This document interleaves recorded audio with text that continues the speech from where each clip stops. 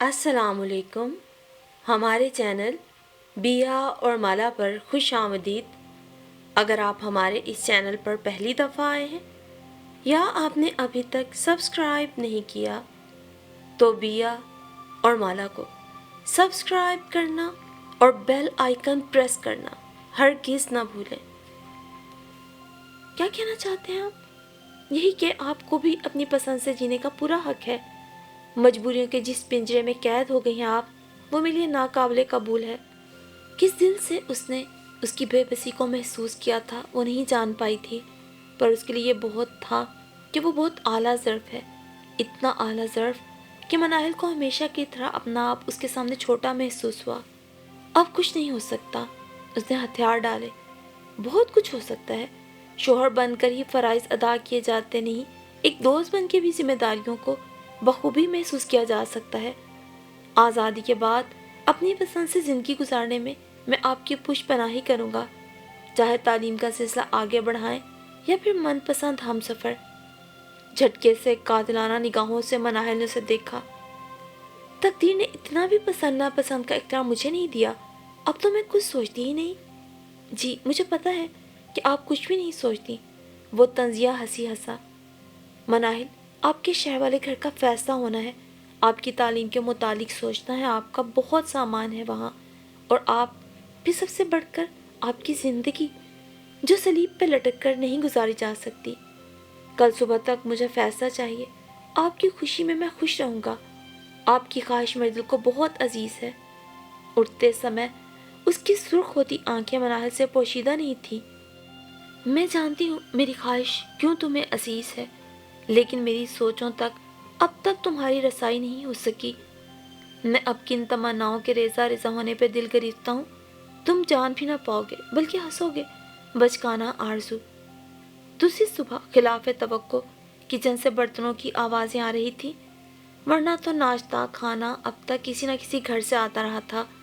وہ رضائی میں گھسا سن رہا تھا، بلکہ کچھ حیران بھی تھا. جب چائے کی خوشبو نتنوں میں گھسی تو وہ اٹھ بیٹھا. رات بھر ایسے ہی بہت کچھ چھن جانے کے خوف نے سونے نہیں دیا تھا. اسی پل باہر کے دروازے سے سائمہ ناشتہ لیے اندر آ گئی. کچن سے وہ مصروف انداز میں باہر نکلی تھی. بالوں کی لٹیں رخسار اور گردن پہ جھول رہی تھیں. ریڈ اور وائٹ سوٹ میں اس کا سادہ چہرہ بے حد معصوم لگ رہا تھا. باجی آپ کیا کر رہی ہیں باورچی خانے میں؟ سائمہ نے حیرانی سے سجے سجائے کچن کو دیکھا تو وہ ہلکا سا مسکرائی. ناشتہ بنا رہی تھی سائمہ. تم لوگوں کا بہت شکریہ. بھابھی اور بہو سمجھ کر جتنی خاطر مدارت تم لوگوں نے کرنی تھی کر لی. اب میں سنبھالوں گی سب کچھ. ویسے بھی میری مہمانداری کے دن ختم ہو گئے. ارتضیٰ کا دل دھڑکا تھا. چور نگاہوں سے اسے دیکھا. وہ بھی اس لمحے اسے ہی دیکھ رہی تھی. اب مجھے میزبان بن لینے دو. ایک شفق سی پھوٹی تھی چہرے پہ. اس کا دل بند ہوتے ہوتے جھوم اٹھا تھا. وہ بول کر کچن میں دوبارہ جا چکی تھی. سائمہ اس کے پیچھے چلی گئی. وہ سکتے کی کیفیت میں تھا. گزشتہ رات کی بے خوابی اب سرشاری میں ڈھل گئی تھی. کسی من پسند چیز کو دوبارہ پا لینے کی خوشی کیا ہوتی ہے وہ اب جان پایا تھا. قدرت اس پر بہت مہربان تھی. اس کے وجود کی رونق اس کے من آنگن کے لیے ناگزیر ہو گئی تھی. یہ انعام اسے خدا کی طرف سے ملا تھا، اور کس طرح اس کے دل میں اس سیدھے سادے بندے کے لیے چاہت صحیفہ بن کے اتری تھی اسے خود یقین نہیں تھا. اعتقاد تھا تو صرف اپنے خلوص پر اور اپنی بے پایا محبت پر، جو مناہل کو دیکھتے ہی نچھاور کر دینے کو دل چاہتا تھا. کوئی بات نہ ہوتی تھی دونوں کے بیچ. پورا دن حسب معمول وہ زمینوں پہ تھا. شام کو گھر آیا تو فضا مہکی مہکی ملی. پورا گھر جیسے از سر نو ترتیب دیا گیا تھا. کیاریوں میں پودے تر و تازہ ہو رہے تھے. چپے چپے پر محنت اور لگن نظر آ رہی تھی. گھر حقیقی معنوں میں گھر نظر آیا. وہ شاید اپنے کمرے میں تھی. وہ سرشار سا منہ ہاتھ دھو کر اپنے کمرے میں آ گیا. تھوڑی دیر کے بعد وہ چائے کی ٹرے لیے ہمیشہ کی طرح دوپٹے کو خود سے لپیٹے اندر داخل ہوئی. خاموشی سے ٹرے میز پہ رکھی اور جانے لگی کہ ارتضیٰ نے پکارا. مناہل. کبھی اسے نام لے کر نہیں پکارا تھا. جانے کیسے یہ استحقاق خود بخود لہجے میں در آیا تھا. چائے کے ساتھ کچھ اور نہیں؟ وہ پرشوق نگاہوں سے اسے دیکھ رہا تھا. وہ سٹ پٹا گئی. ٹرے میں ہے تو پکوڑے اور کیک. وہ اٹھا. تو وہ کسی خطرے کے پیش نظر نکلنے لگی تھی۔ دل تھا کہ حلق میں آیا ہوا تھا، جبکہ اس نے واپسی کی راہیں مسدود کر دی تھی۔ اور کیا چاہیے چائے کے ساتھ؟ پیٹ بھرنے کو تو ہے، دل بھرنے کو کچھ نہیں۔ شفون کا آسمانی دوپٹہ اب کسی اور کی گریفت میں تھا۔ بہت سارے خوبصورت لمحوں کے حصار میں تھی وہ۔ ارتضا تھا اور اس کی دیوانگی جو وہ پہلی بار دیکھ رہی تھی۔ فوراً سے پہلے اس کمرے میں شفٹ ہو جاؤ، بس بہت ہو گئی منمانی۔ وہ جو چہرے پہ امٹنے والے بہت سارے رنگوں میں نہائی ہوئی تھی، زبان گنگ ہو گئی تھی۔ نگاہوں نے نگاہیں ملانے سے انکار کر دیا تھا۔ بے اختیار اٹھی تھی اس کے پاس سے۔ حکم نہیں تھا، محبت نامہ تھا، کیسے نہ پاسداری کرتی۔ اس گھر کے کونے کونے سے اپنائیت محسوس ہو رہی تھی۔ اس رات اس کے کمرے میں وہ بہت دیر تک اس کا انتظار کرتی رہی تھی، پر وہ جانے کہاں تھا۔ بار بار نظریں گھڑی کا طواف کر رہی تھی۔ اسے نیند آنے لگی تھی کہ سائمہ نے دستک دی۔ وہ فیض کے ساتھ کھڑی تھی۔ اس کا دل انجانے خوف کے حصار میں آ گیا۔ سائمہ نے اس کی اڑی رنگت دیکھ لی تھی۔ پر آج ہی کسی کام سے گئے ہیں، رات ہاسپٹل میں ہو جائے گی، میں آپ کے ساتھ رات گزاروں گی بھابھی جی۔ وہ اندر آ گئی تو فیض واپس چلا گیا۔ ہاسپٹل؟ کیوں، خیر تو ہے؟ وہ جی گاؤں میں ہمارے ایک چاچا جی ہیں، ان کی طبیعت بہت خراب ہو گئی ہے، سانس اکھڑ گئی ہے۔ دمے کی تکلیف تو پہلے ہی تھی، پر آج تو جیسے آخری نوبت آ گئی۔ اللہ خیر کرے۔ بس ارتضا پر آجو نے گاڑی میں لے کر شہر روانہ ہو گئے ہیں۔ ابا جی کو فون کر دیا کہ آپ کے پاس کسی کو بھیج دوں۔ اوہ، اس کی رکی سانس جیسے بحال ہوئی۔ سائمہ اس کے ساتھ ہی کمبل میں دبک گئی۔ آپ کو ڈر تو نہیں لگ رہا تھا بھابھی؟ وہ مسکرائی۔ نہیں، ویسے اچھا کیا کہ تم آ گئی، اب بے فکر ہو کر سوں گی۔ اس نے دل رکھا اس کا، پر اس کا اپنا دل اس کے پاس نہیں تھا، کہاں کہاں بھٹک رہا تھا۔ نیند تو پوری رات کا سن کر جیسے آنکھوں سے روٹ گئی۔ سنو سائمہ، چاچا جی کا کوئی رشتہ دار نہیں؟ سمجھے تو نہیں ہے، ان رشتوں کا کوئی وجود نہیں ہوتا باجی جی جن سے احساس ختم ہو جائے۔ دو بیٹے شہر گئے کمانے، شہر کے ہی ہو گئے، وہیں شادی رچا لی۔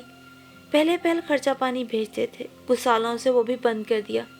اب چاچا جی کو گاؤں کے لوگ ہی کھانا پانی دیتے ہیں، جوڑا بنا دیتے ہیں، اور دوا دارو کا بھی خیال پراجی کرتے ہیں۔ رات کے کس پہر اس کی آنکھ لگی۔ صبح جاگی تو سائمہ منہ دھو رہی تھی۔ میں جا رہی ہوں باجی، ابا جی کھیتوں پر جائیں گے، ماں جی کا ہاتھ بٹاؤں گی کام کے لیے، دونوں بھائی اسکول اور کالج بھی جائیں گے۔ ٹھیک ہے سائمہ، بہت شکریہ، تم لوگ میرا اتنا خیال رکھتے ہو۔ باجی جی یہ تو آپ کا حق ہے، ارتضا پراجی کے احسانوں کا بدلہ تو ہم اتار ہی نہیں سکتے۔ اب آپ انتظار کریں، وہ آتے ہی ہوں گے۔ چاچا جی اسپتال میں داخل نہ ہوتے تو رات ہی ان کی واپسی ہو جاتی۔ اور پھر دن کے 10 بجے ارتضا کی واپسی ہوئی، بہت سے سامان کے ساتھ۔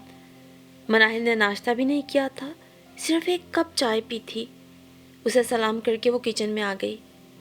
اچھا سا ناشتہ کراؤ یار، بہت بھوک لگی ہے۔ کمرے سے ہی اس نے آواز دی۔ ہمیشہ کی طرح اس کی خوش مزاجی عروج پہ تھی، چہرے کی مسکراہٹ تو جیسے جدا ہی نہیں ہوئی تھی۔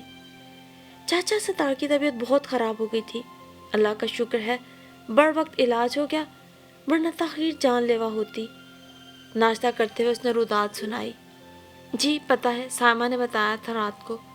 اس کے روکھے پھیکے انداز پہ ارتضا چونکا، اس کے بدلے بدلے سے انداز پہ ارتضا کچھ ٹھٹکا، کچھ روٹھی روٹھی سی تھی، خود کو مصروف ظاہر کرتی، انداز میں کچھ خفگی تھی۔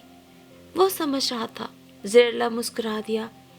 ناشتہ تو کرو میرے ساتھ بیٹھ کے۔ میں نے کر لیا ہے، آپ کریں۔ شکل بتا رہی ہے، غصے میں کچھ نہیں کھایا۔ کس بات کا غصہ؟ بہت خوش فہمیاں پال رکھی ہیں، جیسے میں اکیلی رات نہیں گزار سکتی۔ آپ کو گاؤں اور گاؤں کے لوگ مبارک ہوں۔ اندر کی کھولن کچھ اس طرح نکلی تھی، لیکن ارتضا کے گرد صبح بہاراں کی خوبصورتی اور شام مسرت کی نوید گنگنانے لگی تھی۔ ایک دم غصے میں منہ سے نکل جانے والے باتوں کی جھنجھلاہٹ، اور اب ارتضا کی اس حرکت پر وہ شرم میں ہی ڈوب گئی، دونوں ہاتھ چہرے پہ رکھ لیے۔ اب فائدہ ہے بھلا کچھ چھپانے کا؟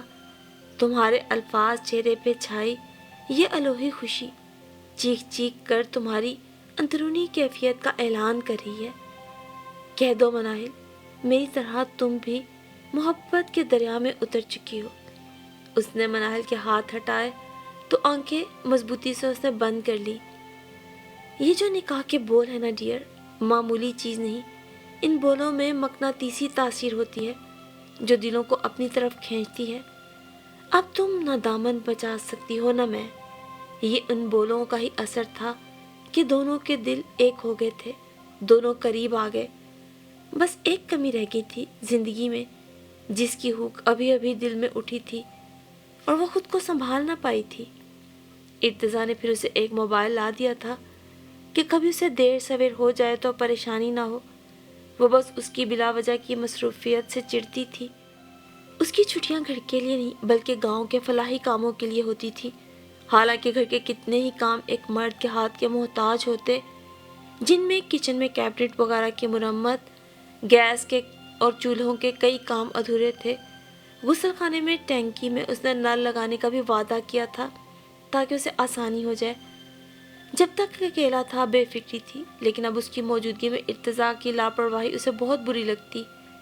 سارا دن گھر کے چھوٹے بڑے کام نمٹاتے ہوئے گزر جاتا، پر ان کاموں کے لیے وہ اس کی چھٹی کے دن کا انتظار کرتی جو اسی کے کرنے کے ہوتے تھے۔ وہ دن بھی وہ ادھر ادھر گزار آتا، شاید ہی چھٹی کا کوئی دن اس کے نام ہوتا۔ آپ نا ایک NGO کھول لیں، بے نام کے کام کرنے میں بھی کوئی شہرت ہے بھلا؟ چلے اس طرح شہرت تو ملے گی۔ آدھا دن تو اس کا خفگی میں ہی گزرتا تھا۔ پتہ ہے میری پیاری سی بیگم کو منانا بہت آسان ہے، اس لیے میں اپنی خواہشات کے مطابق کام کرتا رہتا ہوں۔ وہ کچن میں اس کے گرد منڈلانے لگا۔ میری گنتی کہاں پر ہے؟ میں آپ کی خواہش کے کس درجے پر ہوں؟ ساری خواہشات تو آپ کے گاؤں کے لوگ ہیں۔ جو ہانڈی میں چمچ چلانے لگا تھا اس کے ہاتھ سے چمچ کھینچا۔ پھر تم کہو گی گھر کے کام نہیں کرتا، اتنا اچھا سالن اوپر نیچے کر رہا تھا۔ اپنی خدمت کسی اور کے لیے وقف کریں، مجھے میرے سوالوں کے جواب دیں۔ تمہارے سوالوں کا جواب دیا تو تم پھر غصہ کرو گی۔ گاجر دھو کر اسی کے دوپٹے سے ہاتھ پوچھنے لگا۔ آپ دیں جواب، ٹالیں مت، اور زیادہ ہوشیاری بھی نہیں چلے گی۔ ہوشیاری تو تم نے دکھائی ہے باہر بھاگ کے۔ ارتضیٰ پلیز، وہ روحان سی ہوئی، مجھے بتائیں آپ کی زندگی میں میری کیا اہمیت ہے؟ میری کسی بات پہ آپ توجہ نہیں دیتے۔ مجھے خالی کھلی محبت کی لفاظیاں اچھی نہیں لگتی۔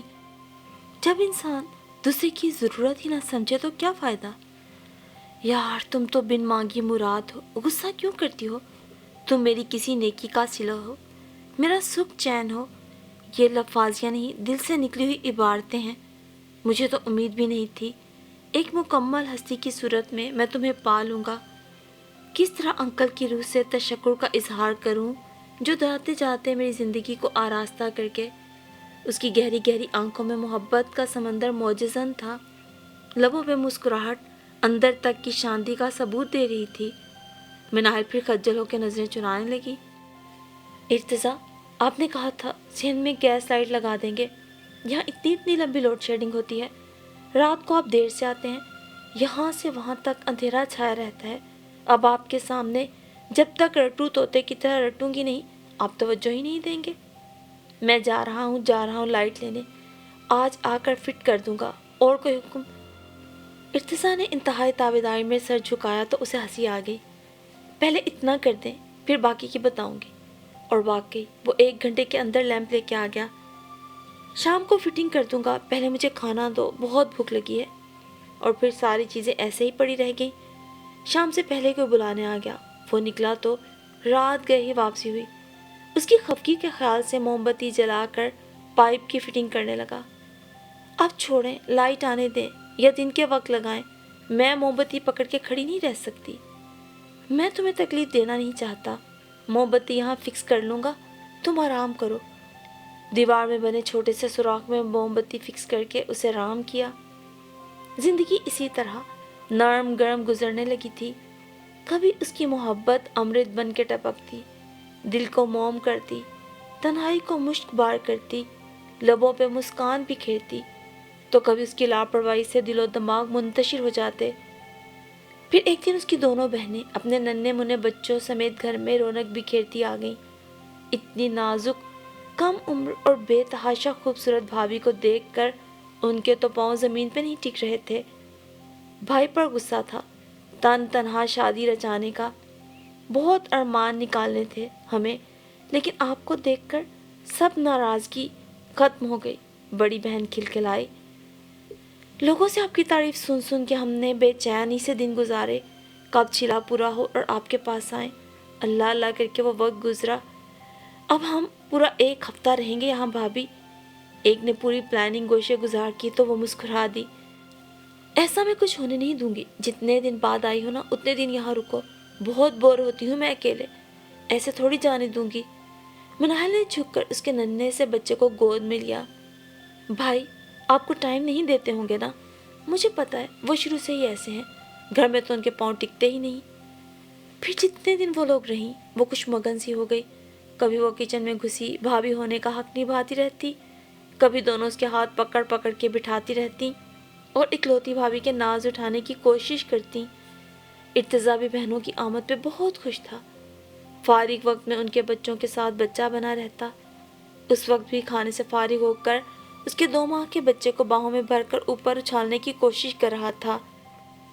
بس کریں بھائی، کیوں میرے بچے کے ننھے سے دل کو سہمائے جا رہے ہیں؟ میرا بھی بھتیجا یا بھتیجی آئے گی نا، پھر پوچھوں گی کیسے ناز سے رکھتے ہیں۔ مناہل اپنی جگہ چپ سی ہو گئی۔ ارتضیٰ نے کنکھیوں سے اسے دیکھتے ہوئے کہکا لگایا، ارے پگلی، کیا تمہارے بچوں کو ناز سے نہیں رکھتا میں؟ اس کے ننھے منھے چوزے سے دل کا ڈر دور کر رہا ہوں، بہادر بنا رہا ہوں، بہادر۔ اور بھتیجا بھتیجی کے لیے تم لوگوں کی دعائیں چاہیے۔ اس کی شرارت شروع ہو چکی تھی۔ مناہل تیزی سے برتن سمیٹنے لگی تاکہ بر وقت غائب ہو سکے۔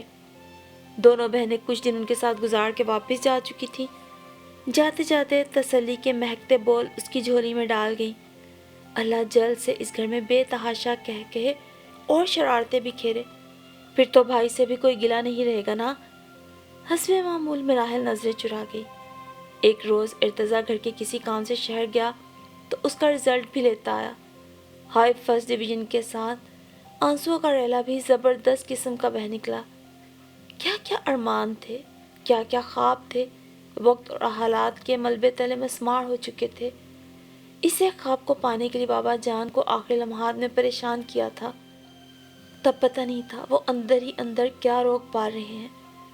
مسیحائی کے شعبے میں نہ جانے کا دکھ سوا ہو گیا، قسمت میں ہی نہ تھا، ورنہ پہلے ایگزام میں ہی بیماری کی بجائے تقدیر ساتھ دیتی۔ ارتضیٰ خاموشی سے اسے آنسو بہاتے دیکھتا رہا۔ تم میڈیکل ٹیسٹ دو، میں ساتھ دوں گا تمہارا، کچھ نہ کچھ تو کر ہی لوں گا۔ اپنی اس آرزو کی تکمیل کے لیے پہلے بابا جان کو پریشان کیا، اب آپ کو کسی امتحان میں نہیں ڈالنا چاہتی۔ ان کے انتقال کے وقت ہی حقیقت سمجھ میں آ گئی تھی کہ جو چیز نصیب میں نہ ہو اسے پانے کے لیے ہاتھ پاؤں مارنے سے شکست ہی ملتی ہے۔ کیا اسے ارتضیٰ کے حالات کی خبر نہ تھی جو اسے اپنی خواہشات کی تکمیل کے لیے پریشان کرتی؟ ارتضیٰ اس کے شہر والے گھر کو اس کی خواہش کے مطابق کرائے پہ چڑھا آیا تھا، کچھ فالتو سامان سٹور میں رکھ کے کچھ ضروری اشیاء لے آیا۔ اس کا چھوٹا سا چارجر فین اس کے سکون میں اضافہ کر گیا۔ ویسے بھی گرمیاں شروع ہو چکی تھیں، اسی چھوٹے سے فین کو لوڈ شیڈنگ ٹائم میں چلا کر وہ سکون سے رہتی تھی۔ اب راتوں میں وہ چین سے سو تو پائے گی نا۔ فوراً اسے چارجنگ پہ لگا دیا۔ پر ایک روز ارتضیٰ نے وہ فین مانگا، کچھ دنوں کے لیے اسے یہ چاہیے تھا۔ وہ حیران ہوئی کیونکہ گھر میں بھی وہ رہ کر سخت سے سخت گرمی میں اپنی طرف اس کا رخ نہیں کرتا تھا۔ کبھی مناہل اس کے سکون کے لیے اسے آن کر دیتی تو بند کر دیتا۔ چارجنگ ختم ہو جائے گی تو میں رات میں پھر بے سکونی ہوگی، تم اپنا کام ختم کر کے اسے لگا لینا۔ تو پھر آج یہ نیا تقاضا کیوں؟ یار وہ رشیدہ چاچی کی پوتی بہت بیمار ہے، بہت تکلیف ہے اسے، سو نہیں پاتی، اوپر سے ان کی ٹین کی چھت کی تپش اس شدید گرمی میں اور بوکھلا دیتی ہے اسے۔ تم تھوڑے دنوں کے لیے یہ فین دے دو، کسی کی تکلیف راحت میں بدل جائے گی تو بڑا اچھا ہوگا۔ مجھ سے تو خود گرمی برداشت نہیں ہوتی، آپ جانتے تو ہیں، اگر یہ فین ہمارے پاس نہیں ہوتا تو کیا کرتے آپ؟ گرمیاں اس بار پڑی بھی بہت شدید۔ تب اللہ مالک تھا مناہل، کوئی نہ کوئی وسیلہ بنا ہی دیتا، جیسے آج ہمیں اس نے وسیلہ بنایا ہے۔ اس نے مناہل کا گلابی ہاتھ پکڑ کے اسے پیار سے سمجھانا چاہا، تم تھوڑے دن برداشت کر لو، اس بیچاری کے پورے جسم پہ موٹے موٹے چھالے نکل آئے ہیں، اندرونی تکلیف بھی بہت ہے۔ حسب معمول وہ رضاکار بنا ہوا تھا، اس کے احساسات سے بالکل بے خبر وہ خاموشی رہی۔ यार बोलो, वरना ठीक है मैं नहीं लूँगा। तुम्हें भी तो खुश देखना मेरी खुशी है ना मनाहिल। कह तो वो बशाशत से रहा था, पर अंदर की गंभीरता से वो कुछ डर सी गई। ठीक है ले जाएं, मैं मना तो नहीं कर सकती। वैसे भी आप सोशल वर्कर हैं, मुआशरे के मददगार। उफ, इतना तंज। काश इस रुतबे के काबिल होता मैं। गीला तौलिया उसके कंधे पे लपेट दिया तो उसने भुना के साइड पे उतार फेंका। तंज की क्या बात, हकीकत है ये घर वालों से ज़्यादा आपको बाहर वालों का ख्याल रहता है। तुम्हारा भी रखता हूँ, तुम्हें एहसास नहीं मेरी फीलिंग्स का। काश दिल चीर के दिखा सकता तो वो भी दिखा देता। उसकी निगाहों और बातों की बारिफ्तगी से वो हमेशा नर्वस हो जाती थी। इस वक्त भी दोनों हाथों से उसे धकेल कर खुद बाहर आ चुकी थी। इर्तिजा की गुनगुनाहट बाहर तक आ रही थी।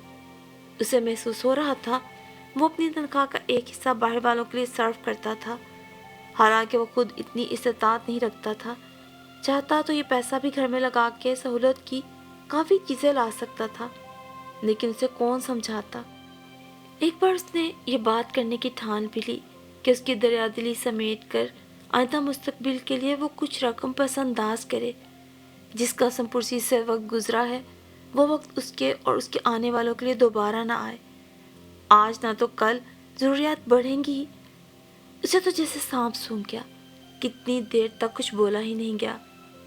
तुम्हारे ख्याल में ये सोच मुझे नहीं आई होगी कि शहर जाकर मैं अपने हालात सुधार सकता हूँ, लेकिन मनाहिल इस गांव के मासूम और मजबूर लोगों को मेरी ज़रूरत है।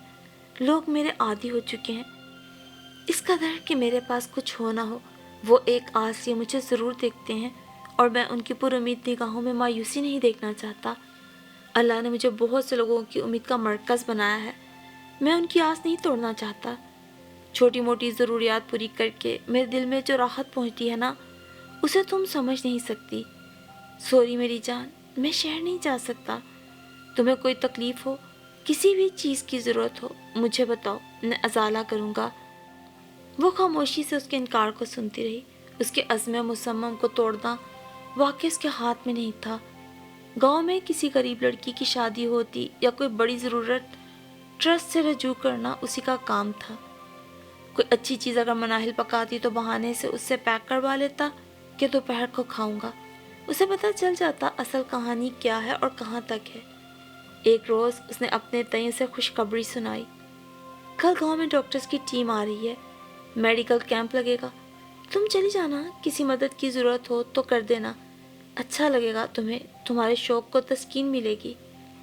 तस्कीन मिलेगी या ज़ख्म हरे होंगे, वो सोच के रह गई। ना जाने का कसद किया था, लेकिन अपनी सोचों पे बंद न बांध सकी और पहुंच गई। वो गांव का एक गवर्नमेंट अस्पताल था जहां ये लोग पहुंचे थे। हॉस्पिटल क्या था, वहां पे तैनात इकलौते डॉक्टर और इकलौते कंपाउंडर की आरामगाह था। अस्पताल में आने वाली अक्सर अद्वियात बेची जाती, जो वैसे तो आवाम के लिए फ्री भेजी जाती थी। डॉक्टर कंपाउंडर ज़्यादातर आपस में बैठ के मुल्की सियासत पे बहस करते रहते। चंद आम सी अद्वियात मरीज़ों को दी जाती और मखसूस अद्वियात पर उनकी इजाज़तदारी होती। कोई पुरसाने हाल न था।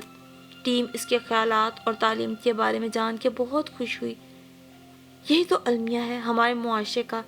जिनके पास डिग्री है उनके पास एहसास नहीं, और जिन्हें एहसास की दौलत मिली है वो डिग्री से मोहताज हैं। डॉक्टर अलवी ने तासुफ से इस सुलझी हुई नफीस सी लड़की के जज्बात की कदर की जो कभी डॉक्टर बनना चाहती थी। फिर उसने उनके साथ मिलकर दवाइयाँ मरीज़ों के लिए पैक की, पर्चियाँ बनाई। एक नामालूम सी खुशी और एक कमी का एहसास घेरे में लिए हुए था। क्या हुआ, जब से वहाँ से आई हो चुप चुप सी हो। रात में इर्तिजा ने उसका रुख अपनी तरफ किया तो उसके आंसू बह निकले। आपने देखा था वाइट गाउन में डॉक्टर्स कितने अच्छे लग रहे थे। एक अजीब ही चमक थी उनके चेहरों पे। एक मुकद्दस पेशे में मुलव्वस ये लोग फरिश्ते सिफ्त होते हैं। हाँ सही कह रही हो मनाहिल, लेकिन ये ज़रूरी तो नहीं। ज़िंदगी में हम जो चाहें वो पा भी लें। आहिस्तगी से उसने आंसू साफ किए थे मनाहिल के। मैंने कोई लंबी चौड़ी तमन्ना की भी नहीं, न मेरी आरजुओं की कोई लंबी लिस्ट थी। एक ख्वाहिश थी, वो भी इख्तियार में नहीं। उसकी आवाज़ दोबारा रिंध गई। सब अल्लाह की मर्ज़ी से होता है, समझो अल्लाह को मंजूर ही नहीं था। और वैसे भी जब तुम्हें पता है इस पेशे के लिए तुम्हारे पास वसाइल नहीं थे, تو کیسے یہ سب کچھ ممکن ہوتا؟ اللہ نے اس خواہش کا اجر لکھا ہوگا۔ زندگی اسی کا نام ہے۔ تم میری خدمت کرو، میری ہاں میں ہاں ملاؤ، بہت ثواب ملے گا تمہیں۔ اس نے ماحول کو خوشگوار بنانا چاہا۔ وہ ہنس دی۔ ارتضیٰ نے سامن میں دھوپ دیکھی تو مطمئن ہو گیا۔ پھر اس کے شب و روز ویسے ہی مصروف گزرتے گئے۔ حسب معمول وہ گاؤں والوں کی آنکھوں کا تارا تھا۔ اس کے پیچھے جو محرک تھا اس سے وہ بے خبر تھی۔ کوئی شکوہ نہ ہوتا اگر وہ اپنی ضروریات کی اشیاء بھی لوگوں کو نوازنے سے باز نہ آتا۔ اسے بھی بڑی چاہتوں سے اس نے ڈھیروں لوازمات ڈال کر بادام کا حلوہ بنایا۔ خوشبو سے گھر مہک اٹھا تھا۔ چونکہ مقدار میں کم تھا اس لیے رات کے لیے اٹھا رکھا کہ ارتضیٰ کے ساتھ ہی کھائے گی۔ ویسے بھی وہ اپنے کھانے پینے پہ دھیان ہی کب دیتا تھا۔ جو وہ پکاتی خوش ہو کر تعریف کر کے کھاتا۔ کوئی اچھی چیز ہوتی تو وہ دوپہر کے بہانے سے لے جاتا۔ رات بھی یہی ہوا۔ ایک چمچ کھا کے اپنا پیالہ سائڈ ٹیبل پہ رکھ کے ڈھک دیا۔ بہت مزے کا ہے، کل لے کر جاؤں گا اور وہیں کھاؤں گا۔ غصے کی ایک لہر سے چھو گئی۔ آپ کی ڈرامے بازیاں بند نہیں ہو سکتی؟ صاف کیوں نہیں کہتے؟ اپنے کسی پیٹو دوست کی پیٹ پوجا کے لیے رکھ چھوڑا ہے۔ میں بھی نہیں کھاؤں گی، یہ بھی لے جائیں، اپنے قدر دانوں میں ان کو بانٹ دیجیے گا، خوش ہو جائیں گے۔ اس نے پیالہ پٹکا۔ معاملہ سنگین ہو چلا تھا۔ ارے یار، ابھی ابھی چاچی رشیدہ نے پائے اور تنور کی روٹی کھلا دی، بہت اصرار کر رہی تھی۔ دل توڑنا مناسب نہیں سمجھا، اسے تھوڑا کھا لیا۔ اب اگر یہ بھی کھا لوں گا تو زیادہ ہو جائے گا، پیٹ خراب ہو جائے گا، سمجھا کرو۔ واہ، یہ اچھی رہی۔ میں انتظار میں بے حال ہوتی رہتی ہوں کہ کب آئیں گے اور ہم دونوں مل کے کھانا کھائیں گے۔ ایک نیا کیس تیار ہو گیا۔ بزرگ ہے نا، دل سے بیٹا مانتی ہیں، انہیں میں ٹھیس نہیں پہنچا سکتا تھا۔ بزرگوں کی دعائیں لینی چاہیے مناہل۔ جبکہ یہ جان کر اس کے اندر تک شانتی اتر گئی تھی کہ وہ اس کا انتظار کرتی رہتی ہے۔ شرارت سے اس کی آنکھوں میں جھانکنا چاہا تو وہ جھمک گئی۔ لفظوں کی جادوگری تو کوئی آپ سے سیکھے۔ ارتضیٰ، کوئی وقت ایسا بتائیں جب میرے اور آپ کے درمیان بحث نہ ہوتی ہو۔ بس آپ کی باتیں ہی ہیں جو میری زبان بند کر دیتی ہیں، ورنہ ہماری گفتگو تکرار سے شروع ہوتی ہے۔ کاش آپ میرے ہم مزاج بھی ہوتے اور اس ناہم آہنگی کا سارا محرک آپ کی رضاکارانہ ہمدردی ہے، جو میرے لیے نہیں، آپ کے گاؤں والوں کے لیے ہے۔ اتنی محبت تو آپ خود سے بھی نہیں کرتے۔ اس کا چہرہ اب سرخ ہونے لگا تھا۔ خود سے کروں نہ کروں، تم سے ضرور کرتا ہوں۔ بے حد سنجیدہ ہوتے ہوئے وہ رخ موڑ کر سوتا بن گیا، گویا نہ کچھ کہنا چاہتا ہو نہ سننا چاہتا ہو۔ وہ پھنکاری، ساتھ ہی چمچ بڑے زوروں سے ٹیبل پہ پٹک کے باہر نکل گئی۔ یہی پرواہ ہے میری کہ کسی بات کا اثر ہی نہیں لیتے۔ چکنا گھڑا، آنکھوں میں نمی لیے چاندنی بکھیرتے چاند پہ نظریں جما دی۔ اس رات ارتضیٰ نے اسے منایا بھی نہیں، وہ بھی ضد میں باہر ہی پڑی چارپائی پہ سو گئی۔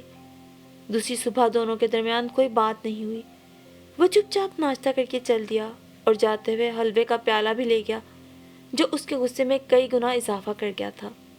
میری تو پرواہ نہیں ہوگی، کسی ندیدے کی ہی پرواہ ہوگی۔ جل بھن کے اس نے کام شروع کیا۔ آج تو کسی بھی کام میں دل نہیں لگ رہا تھا۔ پتہ نہیں، شاید میری بات بری لگی ہو، اسے منایا بھی نہیں۔ آنکھیں بھی نم ہو رہی تھیں، دل بھی بوجھل تھا۔ اس کی بے رخی یاد کر کر کے بار بار آنکھیں بھر آتی تھیں۔ دنیا بیوی بچوں کی خوشنودی کے لیے سرگرداں ہے، شب و روز ایک کیے ہوئے ہے، اور انہیں ایک اکیلے دل کی پرواہ نہیں۔ جیسے تیسے گھر کے کام نمٹا کے باہر نکل آئی۔